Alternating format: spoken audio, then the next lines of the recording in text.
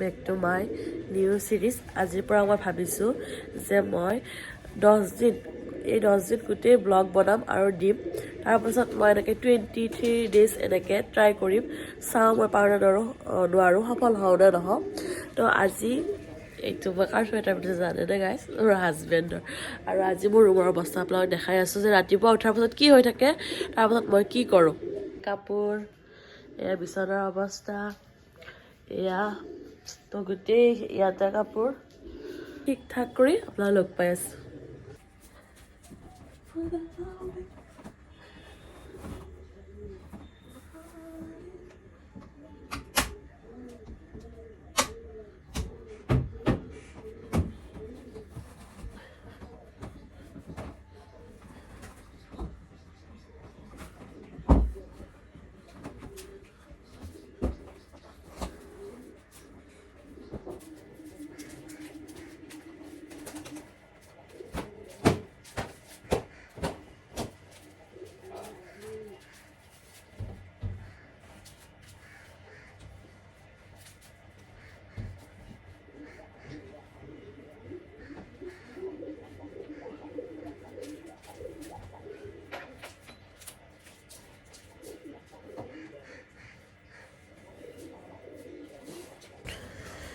মানুহজনক good morning হাক এটা কৰিলোঁ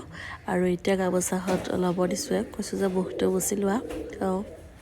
মুখ ধুই আহিলে আৰু মই এইফালে ঘৰটো ঝাৰু দি লওঁ ধুনীয়াকৈ কাৰণ এওঁ ডিউটি নোযোৱাৰ আগতে মই ঝাৰুটো দি লওঁ কাৰণ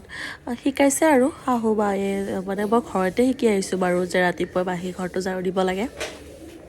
তো ইয়াতেও তেনেকৈ মই মোৰ গোটেইখিনি কৰ্তব্য পালন কৰোঁ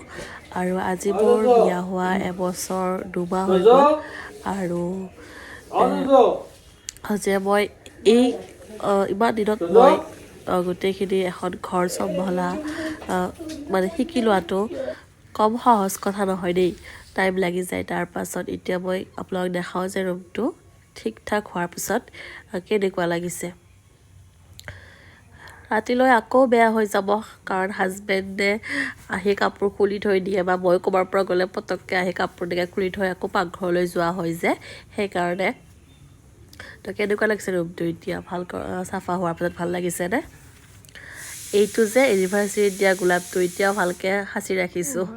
আৰু এইফালে মই বনাইছোঁ ভেজিটেবল পনীৰ পোলাও তাৰপাছত মানুহজনে ৰাতিপুৱা উঠে গৰম পানী খায় সেইকাৰণে মই গৰম পানী দি লৈছোঁ এক মুখ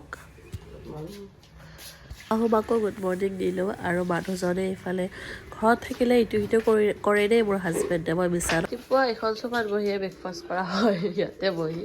আৰু এতিয়া মানুহজনক গৰম পানী খাবলৈ দিছোঁ আৰু এইটোক চাওক এইটো